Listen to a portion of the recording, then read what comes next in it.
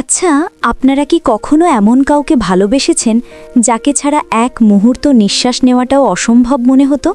কিন্তু ভাগ্যের কি নির্মম পরিহাস দেখুন, আজ সেই মানুষটা অন্য কারো আকাশের চাঁদ, আর আমি অন্য কারো ঘরের লক্ষ্মী বউ। জানেন, সবাই বলে ভালোবাসা মানেই নাকি তাকে পেতে হবে, তাকে নিজের করে নিতে হবে। কিন্তু আমার জীবনের গল্পটা একটু আলাদা। এই গল্পটা আপনাকে শেখাবে সব ভালোবাসা পূর্ণতা পায় না। কিছু ভালোবাসা সারা জীবন শুধু বুকের বাম পাশের চিনচিনে ব্যথা আর জায়নামাজের গোপন দোয়া হয়েই বেঁচে থাকে। আজ আমি মায়া, আমার জীবনের সেই লুকানো ডায়েরির পাতা উল্টে আপনাদের শোনাতে চাই এক অদ্ভুত প্রেমের গল্প, যেখানে সুখ আর কষ্ট একে অপরের হাত ধরে হাঁটে। গল্পটা শুরু করি আমার সেই চঞ্চল বয়স থেকে। আমি ছিলাম মধ্যবিত্ত পরিবারের আদরের ছোট মেয়ে। একটু বেশিই চঞ্চল ছিলাম। সারা দিন টমটম করে ঘুরে বেড়ানো আর সব সময় মুখে কথার খই ফুটত। আর আমার এই দুরন্তপনার একমাত্র সঙ্গী ছিল আরিয়ান। আরিয়ান ভাই আমার আপন খালাতো ভাই। ছোটবেলা থেকেই আমরা একসাথে বড় হয়েছি। পিঠাপিছি বয়স না হলেও আমাদের মনের বয়সটা যেন একই ছিল। আরিয়ান ভাই দেখতে মাশাল্লাহ দারুণ সুন্দর ছিল। ফর্সা গায়ের রং, চোখে সবসময় একটা দুষ্টু হাসি লেগে থাকত। আর আমি ছিলাম তার ঠিক উল্টো, শ্যামলা। কিন্তু আরিয়ান ভাই বলতো আমার চোখ দুটো নাকি কথা বলে। আমাদের সম্পর্কটা যে ঠিক কবে বন্ধুত্বের গণ্ডি পেরিয়ে ভালোবাসার নীল আকাশে ডানা মেলেছিল তা আমরা নিজেরাও বুঝতে পারিনি। আরিয়ান ভাই যখন বিশ্ববিদ্যালয়ে পড়ে তখন আমি কলেজে। রোজ বিকেলে ছাদের ওপর আমাদের আড্ডা বসত। আরিয়ান ভাই গিটার বাজাতো আর আমি মন্ত্রমুগ্ধের মতো তার দিকে তাকিয়ে থাকতাম। একদিন হঠাৎ গান থামিয়ে আরিয়ান ভাই আমার দিকে তাকিয়ে বলল, এই মায়া, তুই দিন দিন এত বড় হচ্ছিস কেন রে? তোকে তো আর কদিন পর তুই করে বলাই যাবে না। আমি হেসে বললাম, কেন? বড় হলে কি মানুষ পর হয়ে যায়? আরিয়ান ভাই সেদিন আমার চোখের দিকে তাকিয়ে একটা দীর্ঘশ্বাস ফেলে বলেছিল, না রে পাগলি, বড় হলে মানুষ পর হয় না, তবে বড় হলে মানুষের স্বপ্নগুলো বদলে যায়। ভয় হয় তুই আবার বদলে যাবি না তো। সেদিন আরিয়ান ভাইয়ের কথার মানে বুঝিনি, শুধু মনে হয়েছিল আরিয়ান ভাই আমাকে কতটা আগলে রাখতে চায়। আমাদের ভালোবাসাটা ছিল খুব পবিত্র, কোনো নোংরামি ছিল না, ছিল না কোনো অহেতুক চাহিদা, ছিল শুধু একে অপরের হাত ধরে সারা জীবন কাটানোর একটা অবুঝ স্বপ্ন। আরিয়ান ভাই প্রায়ই বলতো, দেখিস মায়া, তোকে আমি বেনারসি পরিয়ে ঢাক ঢোল পিটিয়ে আমার ঘরে নিয়ে আসব। তুই হবি আমার রানী আর আমি তোর গোলাম। আমি খিলখিল করে হেসে উঠতাম, ভাবতাম জীবনটা বোধহয় রূপকথার মতোই সুন্দর। কিন্তু রূপকথার গল্পে রাক্ষস না থাকলে কি আর গল্প জমে? আমার জীবনেও রাক্ষস এলো, তবে কোনো দানব রূপে নয়, এলো বাস্তবতার কঠিন রূপ নিয়ে। আরিয়ান ভাইয়ের তখনও পড়াশুনো শেষ হয়নি, একটা ভালো চাকরির চেষ্টায় হন্যে হয়ে ঘুরছে। আর ঠিক সেই সময় আমার বাবার কাছে একটা বিয়ের প্রস্তাব এলো। পাত্রের নাম জিশান, একজন মাদ্রাসার শিক্ষক। এলাকার সবাই তাকে হুজুর বলে ডাকে। অত্যন্ত ভদ্র, নম্র এবং ধার্মিক মানুষ। বাবার খুব পছন্দ হলো পাত্রকে। বাবা বললেন, এমন ছেলের হাতে মেয়ে দিলে আমার মেয়ে দুনিয়া ও আখিরাত দুই জায়গাতেই সুখে থাকবে। বাবার মুখে বিয়ের কথা শুনে আমার পায়ের তলা থেকে মাটি সরে গেল। আমি ছুটে গেলাম মায়ের কাছে।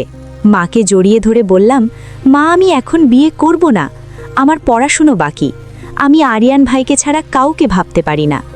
মা আমার মুখ চেপে ধরলেন, বললেন, চুপ কর পোড়ামুখী, তোর বাবার কানে যদি যায় তুই আরিয়ানকে ভালোবাসিস তাহলে এই বাড়িতে কেয়ামত হয়ে যাবে।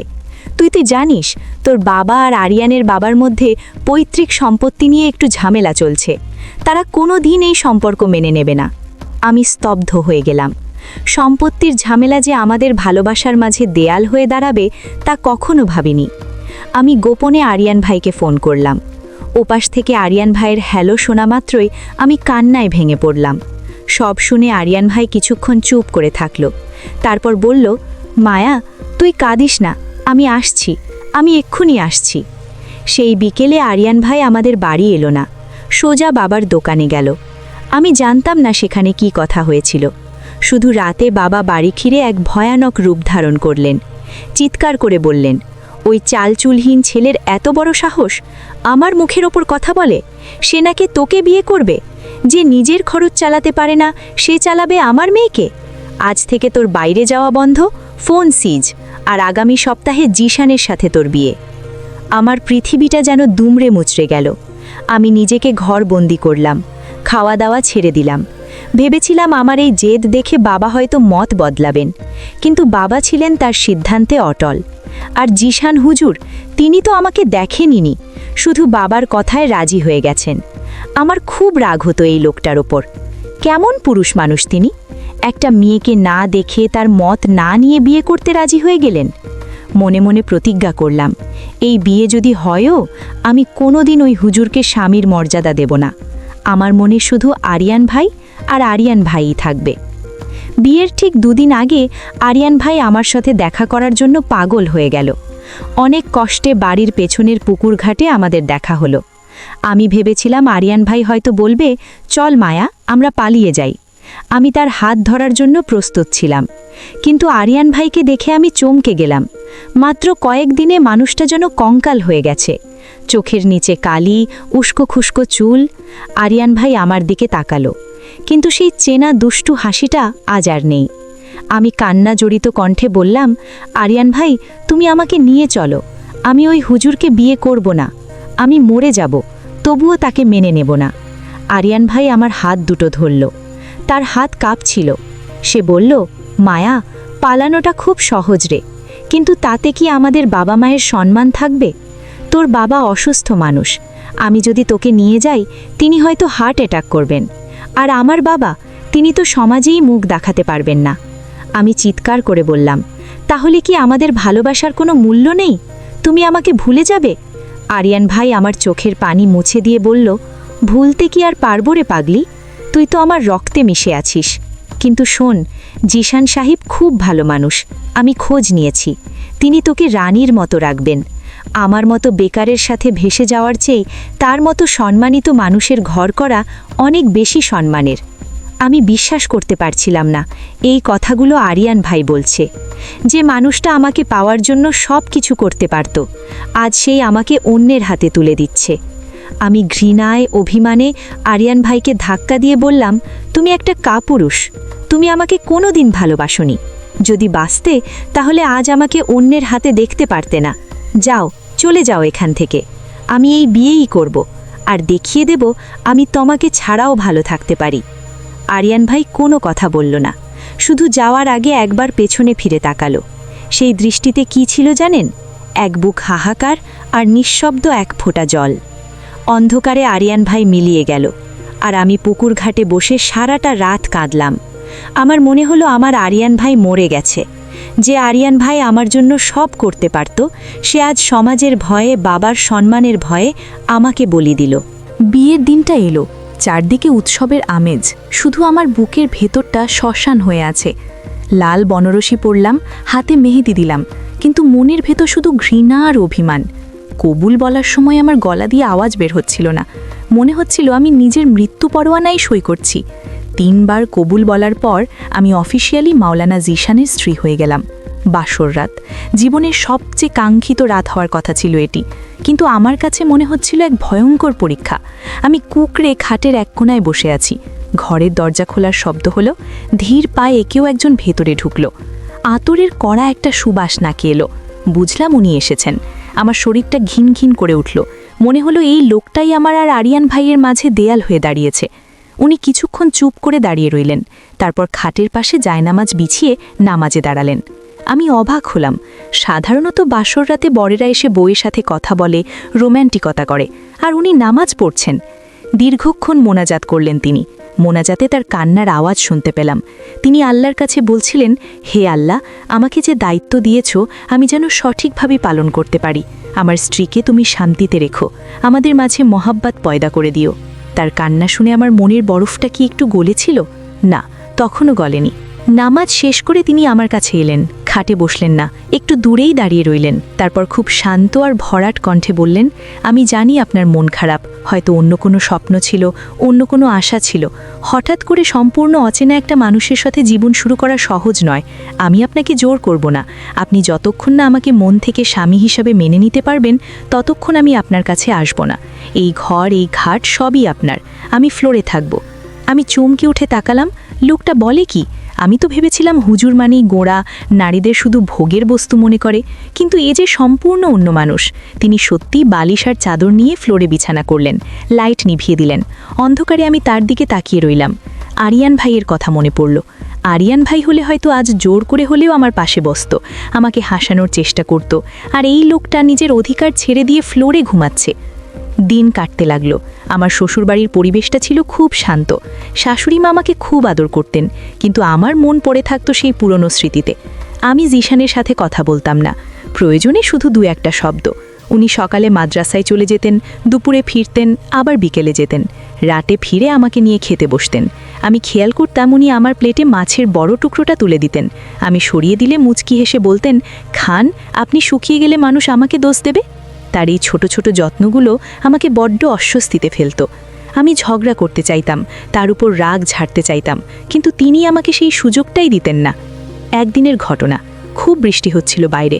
আমি বারান্দায় দাঁড়িয়ে বৃষ্টি দেখছিলাম, আর মনে পড়ছিল আরিয়ান ভাইয়ের সাথে বৃষ্টিতে ভেজার স্মৃতিগুলো। চোখ দিয়ে পানি পড়ছিল অঝরে। হঠাৎ বুঝতে পারলাম কেউ একজন আমার মাথায় ছাতা ধরেছে। চমকে তাকিয়ে দেখি জিশান। উনি ভিজে যাচ্ছেন, কিন্তু ছাতাটা আমার মাথায়। আমি সরে যেতে চাইলাম। উনি বললেন, বৃষ্টি দেখা ভালো, কিন্তু ভিজে ঠান্ডা লাগলে কষ্টটা আপনাকেই পেতে হবে। আর আপনার কষ্ট হলে আমারও যে খারাপ লাগবে। আমি রেগে গিয়ে বললাম, কেন খারাপ লাগবে? আমি আপনার কে? আমাকে তো আপনি দয়া করে বিয়ে করেছেন, বাবা জোর করেছে তাই। উনি ছাতাটা নামিয়ে আমার চোখের দিকে তাকালেন। সেই প্রথম আমি তার চোখের দিকে তাকালাম। গভীর কালো চোখ, সেখানে কোনো কামনার আগুন নেই, আছে এক অদ্ভুত মায়া। উনি শান্ত গলায় বললেন, দয়া নয়, মায়া, একে বলে দায়িত্ব। আর বিয়েটা আল্লাহর হুকুম ছিল। আমি আপনাকে ভালোবাসি কিনা জানি না, তবে আপনাকে সম্মান করি। আর ইসলাম শিখিয়েছে স্ত্রীকে সম্মান করাও ইবাদত। আমি চুপ হয়ে গেলাম। কথাগুলো তীরের মতো বুকে এসে বিঁধল। আরিয়ান ভাই ভালোবাসার কথা বলতো, কিন্তু শেষ পর্যন্ত আমাকে রক্ষা করতে পারেনি। আর এই লোকটা ভালোবাসা নেই বলছে, অথচ প্রতি মুহূর্তে আমাকে আগলে রাখছে। আমার মনের ভেতর একটা দ্বন্দ্ব তৈরি হতে শুরু করলো। একদিকে আরিয়ান ভাইয়ের প্রতি তীব্র টান আর অভিমান, অন্যদিকে জিশানের প্রতি শ্রদ্ধা আর কৌতূহল। এর মধ্যে হঠাৎ একদিন শুনলাম যে আরিয়ান ভাই দেশ ছেড়ে চলে যাচ্ছে গালফ কান্ট্রিতে, ভিসা হয়েছে। খবরটা শুনে আমার বুকটা ধক করে উঠল। আরিয়ান ভাই চলে যাবে এত দূরে, শেষবারের মতো কি একবার দেখা হবে না? আমি ছটফট করতে লাগলাম, কিন্তু আমি এখন অন্যের স্ত্রী, চাইলেই কি আর দেখা করা যায়? বিকেলে জিশান মাদ্রাসা থেকে ফিরে এলেন। তার মুখটা কেমন যেন গম্ভীর। আমার কাছে এসে একটা খাম ধরিয়ে দিলেন। আমি অবাক হয়ে বললাম, এটা কি? উনি বললেন, আপনার জন্য একটা চিঠি আরিয়ান সাহেব দিয়ে গেছেন। যাওয়ার আগে আপনার সাথে দেখা করতে চেয়েছিলেন, কিন্তু সাহস পাননি। আমাকে রাস্তায় পেয়ে এটা আপনার কাছে পৌঁছে দিতে বললেন। আমি কাঁপা কাঁপা হাতে খামটা নিলাম। আমার স্বামী আমার প্রেমিকের চিঠি আমার হাতে এনে দিচ্ছেন? এটা কি সম্ভব? আমি তার দিকে তাকালাম। উনি একটু হাসলেন, খুব বিষাদগ্রস্ত হাসি। বললেন, উনি খুব ভালোবাসেন আপনাকে। তার চোখের দিকে তাকিয়ে বুঝেছি। আপনি চিঠিটা পড়ুন, আমি আসছি। এই বলে তিনি ঘর থেকে বেরিয়ে গেলেন, যেন আমাকে আমার মতো করে কাঁদার সুযোগ করে দিলেন। আমি চিঠিটা খুললাম। আরিয়ান ভাইয়ের পরিচিত হাতের লেখা। প্রিয় মায়া, যখন এই চিঠিটা পড়বি, তখন হয়তো আমি আকাশের অনেক উঁচুতে, মেঘের আড়ালে। আমাকে মাফ করে দিস রে, আমি কাপুরুষ। আমি তোকে লড়তে শেখাইনি, হাঁটতে শিখিয়েছি। কিন্তু বিশ্বাস কর, আমি হেরেছি বলেই আজ তুই জিতেছিস। জিশান সাহেব হীরা, আমি তার পায়ের নখেরও যোগ্য নই। তোর বাবার কাছে আমি গিয়েছিলাম বিয়ের আগের রাতে, বলেছিলাম আমাকে একটা সুযোগ দিতে। তিনি বলেছিলেন আমি যদি সরে যাই, তাহলে তিনি তোকে জিশানের সাথে বিয়ে দেবেন এবং কোনো ঝামেলা করবেন না। আর আমি যদি জেদ করি, তাহলে হয়তো তোকে ত্যায্য করবেন। তোর সুখের জন্য, তোর পরিবারের সম্মানের জন্য আমি সরে এসেছি মায়া। আমি আমার ভালোবাসাকে কোরবানি দিয়েছি শুধু তোর হাসি মুখটা দেখবার বলে। ভালো থাকিস, অনেক ভালো। আর জিশান সাহেবকে কষ্ট দিস না, তিনি মানুষ না, ফেরেশতা। ইতি, তোর এক সময়ের আরিয়ান। চিঠিটা বুকে জড়িয়ে আমি ফ্লোরে বসে পড়লাম। কান্না যেন বাঁধ মানছিল না। আরিয়ান ভাই আমাকে এতটা ভালোবাসে, নিজের ভালোবাসা বিসর্জন দিল শুধু আমার পরিবারের শান্তির জন্য। আমি তাকে ভুল বুঝেছি, তাকে কাপুরুষ বলেছি। আর জিশান, তিনি সব জেনেও সব বুঝেও আমাকে মেনে নিয়েছেন, এমনকি আমার প্রেমিকের চিঠিও আমার হাতে এনে দিয়েছেন। সেই রাতে আমি জিশানের জন্য অপেক্ষা করছিলাম। যখন তিনি ঘরে ঢুকলেন, আমি দৌড়ে গিয়ে তার পা জড়িয়ে ধরলাম। তিনি চমকে উঠে আমাকে তুলতে চাইলেন, বললেন, আরে আরে এসব কি করছেন? আমি বললাম, আপনি আমাকে মাফ করে দিন, আমি আপনাকে অনেক কষ্ট দিয়েছি, আপনাকে অপমান করেছি, অথচ আপনি সব জেনেও কেন আমাকে এত সম্মান দিলেন? জিশান আমাকে খাটে বসালেন, তারপর খুব নরম সুরে বললেন, মায়া, অতীত সবার থাকে, আপনারও আছে, সেটা নিয়ে আমার কোনো অভিযোগ নেই। আমি শুধু চেয়েছি আপনি যেন বর্তমানকে নিয়ে ভালো থাকেন। জোর করে শরীর পাওয়া যায়, মন পাওয়া যায় না। আমি আপনার মনের জন্য অপেক্ষা করছিলাম। সেদিন থেকে আমাদের সম্পর্কের এক নতুন অধ্যায় শুরু হলো। কিন্তু গল্পের মোড় কি এখানেই শেষ? না, বিধাতা হয়তো আমাদের জন্য অন্য এক পরীক্ষার ব্যবস্থা করে রেখেছিলেন। আরিয়ান ভাই চলে যাবার 3 বছর পরের কথা। আমাদের জীবনটা তখন বেশ গুছিয়ে উঠেছিল। আমাদের একটা ফুটফুটে মেয়ে হয়েছে, নাম রেখেছি যারা। জিশান তাকে জানের চেয়েও বেশি ভালোবাসেন। আমি প্রায় ভুলেই গিয়েছিলাম আরিয়ান ভাইয়ের কথা। কিন্তু হঠাৎ একদিন মাঝরাতে জিশানের ফোনটা বেজে উঠল। ফোনের ওপাশ থেকে যে খবরটা এলো, তার জন্য আমি বা জিশান কেউই প্রস্তুত ছিলাম না। গলফ কান্ট্রিতে এক ভয়াবহ গাড়ি দুর্ঘটনা হয়েছে, আর সেই গাড়িতে ছিল আরিয়ান ভাই। জিশান ফোনের ওপাশে কথা বলছিলেন, আর আমি তার মুখের দিকে তাকিয়েছিলাম। তার ভরসা মুখটা মুহূর্তের মধ্যে ফ্যাকাশে হয়ে গেল। ফোনটা হাত থেকে নামিয়ে তিনি আমার দিকে তাকালেন, তার চোখে এক গভীর আতঙ্ক। আমি ভয়ে ভয়ে জিজ্ঞেস করলাম, কি হয়েছে? কার দুর্ঘটনা? আরিয়ান ভাইয়ের? উনি কি বেঁচে আছেন? জিশান একটা দীর্ঘশ্বাস ফেলে বললেন, আরিয়ান সাহেব বেঁচে আছেন, তবে অবস্থা খুব খারাপ। আইসিইউতে রাখা হয়েছে। ডাক্তাররা আশা ছেড়ে দিয়েছেন। তার পকেটে একটা ডায়েরি পাওয়া গেছে, সেখানে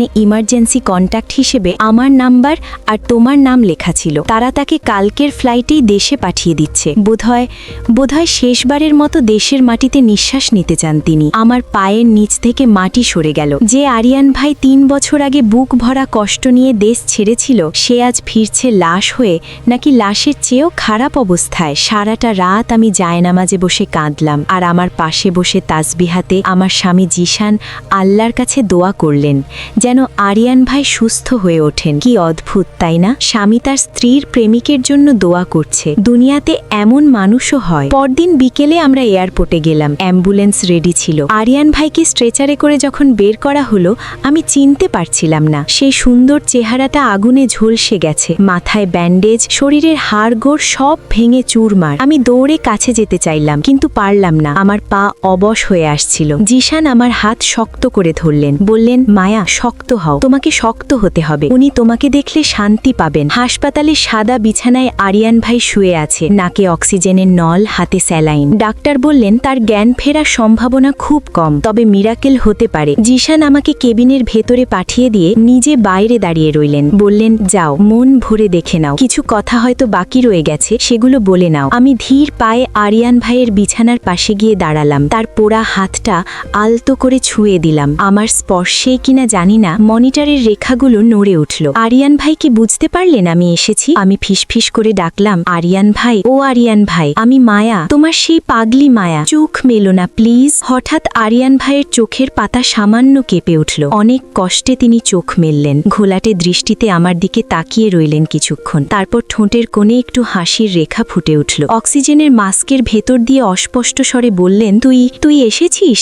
আমি জানতাম তুই আসবি। আমি কান্নায় ভেঙে পড়লাম। বললাম, কেন এমন করলে আরিয়ান ভাই? কেন এত দূরে গেলে? আজ তোমার এই অবস্থা কেন? আরিয়ান ভাই খুব কষ্ট করে হাতটা বাড়িয়ে আমার হাতের উপর রাখলেন। বললেন, কাঁদিস না রে, আমার সময় শেষ। আমি তো এটাই চেয়েছিলাম, মরে যাওয়ার আগে যেন তোর মুখটা একবার দেখতে পাই। আল্লাহ আমার দোয়া কবুল করেছেন। আমি বললাম, তুমি বিয়ে করনি কেন আরিয়ান ভাই? কেন একা থেকে গেলে? আরিয়ান ভাই হাসলেন, সেই পুরনো দুষ্টু হাসিটার মতো, কিন্তু বড় ম্লান। বললেন, এক হৃদয় কি দুইজনকে রাখা যায় রে? আমার হৃদয় তো শুধু তুই। আমি বিয়ে করলে সেই মেয়েটার প্রতি অন্যায় করা হতো, তাকে তো আমি ভালোবাসতে পারতাম না। তাই ঠিক করেছিলাম সারা জীবন তোর স্মৃতি নিয়েই কাটিয়ে দেব। জানিস মায়া, আমি প্রতি ওয়াক্ত নামাজে তোর জন্য দোয়া করতাম জিশান সাহেব যেন তোকে দুনিয়ার সব সুখ দেন। তুই সুখে আছিস তোরে? আমি মাথা নেড়ে বললাম, আমি খুব সুখে আছি আরিয়ান ভাই, উনি আমাকে খুব ভালোবাসেন। কিন্তু তুমি কেন এমন নিঃস্ব হয়ে গেলে? আরিয়ান ভাই বললেন, আমি নিঃস্ব নই রে, আমার ভালোবাসা সার্থক, কারণ আমি তোকে ভালোবেসে ত্যাগ করতে পেরেছি। ভালোবাসা মানেই তো শুধু কাছে পাওয়া নয়, ভালোবাসা মানে প্রিয় মানুষের ভালো থাকা। তুই ভালো আছিস, এটাই আমার জান্নাত। কথাগুলো বলতে বলতে আরিয়ান ভাই হাঁপিয়ে উঠলেন। মনিটরের শব্দ দ্রুত হতে লাগলো। আমি চিৎকার করে ডাকলাম, ডাক্তার ডাক্তার। জিশান দৌড়ে ভেতরে এলেন। ডাক্তাররা ছুটোছুটি শুরু করলেন। আমাকে ঘর থেকে বের করে দেওয়া হলো। আমি দরজার কাঁচ দিয়ে দেখলাম আরিয়ান ভাইয়ের শরীরটা নিস্তেজ হয়ে যাচ্ছে। জিশান ভেতরে দাঁড়িয়ে আরিয়ান ভাইয়ের কানে কানে কালেমা শাহাদাত পড়ছেন। কি অবিশ্বাস্য দৃশ্য! আমার স্বামী আমার প্রেমিককে শেষ বিদায় জানানোর প্রস্তুতি নিচ্ছেন। একটু পরেই সব শান্ত হয়ে গেল। ডাক্তার বেরিয়ে এসে মাথা নিচু করে বললেন, উনি আর নেই। আমি সেখানেই ফ্লোরে বসে পড়লাম। আমার মনে হলো আমার শৈশব, আমার কৈশোর, আমার প্রথম ভালোবাসা সব ওই সাদা কাপড়ে মোড়া লাশের সাথে শেষ হয়ে গেল। কিন্তু অদ্ভুত ব্যাপার কি জানেন, আমার খুব বেশি কান্না পেল না তখন। মনে হলো আরিয়ান ভাই তো বেঁচে নেই, তিনি বেঁচে ছিলেন আমার অপেক্ষায়। তার ছুটি দরকার ছিল, আল্লাহ তাকে ছুটি দিয়েছেন। আরিয়ান ভাইয়ের দাফন হলো আমাদের পৈতৃক নিবাসে। জিশান নিজে কবরে নেমে লাশ শোয়ালেন। মাটি দেওয়ার পর তিনি দীর্ঘক্ষণ মোনাজাত করলেন। আমি একটু দূরে দাঁড়িয়ে দেখছিলাম মানুষটা কি দিয়ে তৈরি। ফেরার পথে গাড়িতে আমি চুপ করে বসেছিলাম, জিশানও চুপ। অনেকক্ষণ পর আমি নীরবতা ভেঙে বললাম, আপনি কেন এত ভালো? আপনি কি জানেন না আরিয়ান ভাই আমার কে ছিলেন? গাড়িটা রাস্তার পাশে থামিয়ে জিশান আমার দিকে তাকালেন, তার চোখে পানি। তিনি বললেন, জানি মায়া, আমি সব জানি। বিয়ের প্রথম দিন থেকেই জানতাম। তোমার ডায়েরি আমি ভুল করে পড়ে ফেলেছিলাম একদিন। আমি চমকে উঠলাম। তিনি সব জানতেন, তবুও আমাকে কোনোদিন কিছু বলেননি। জিশান বললেন, দেখো মায়া, কাউকে জোর করে ভালোবাসা যায় না। আরিয়ান সাহেব তোমাকে ভালোবাসতেন, তুমিও তাকে ভালোবাসতে। এটা অপরাধ নয়, এটা মানুষের স্বভাব। কিন্তু তিনি তোমার সম্মানের জন্য সরে গিয়েছিলেন। আর আমি তোমাকে বিয়ে করে একটা দায়িত্ব নিয়েছিলাম। আমি চেয়েছিলাম তুমি যেন অতীতে পড়ে না থেকে বর্তমানে বাঁচতে শেখো। আরিয়ান সাহেব চলে গেলেন, কিন্তু তিনি আমাদের একটা শিক্ষা দিয়ে গেলেন। আমি জিজ্ঞেস করলাম, কি শিক্ষা? উনি বললেন, ত্যাগ। তিনি ত্যাগ করেছেন তোমার জন্য, আর আমি ত্যাগ করেছি আমার ইগো, আমার জেদ, শুধু তোমার হাসি মুখ দেখার জন্য। আজ থেকে আরিয়ান সাহেব আর আমাদের মাঝখানের কোনো গোপন ব্যথা হয়ে থাকবেন না। তিনি থাকবেন আমাদের শ্রদ্ধার জায়গায়। আমরা দুজনে মিলে তার মাগফিরাতের জন্য দোয়া করব, পারবে না? আমি জিশানের হাতটা শক্ত করে ধরলাম। এই প্রথম আমার মনে হলো আমি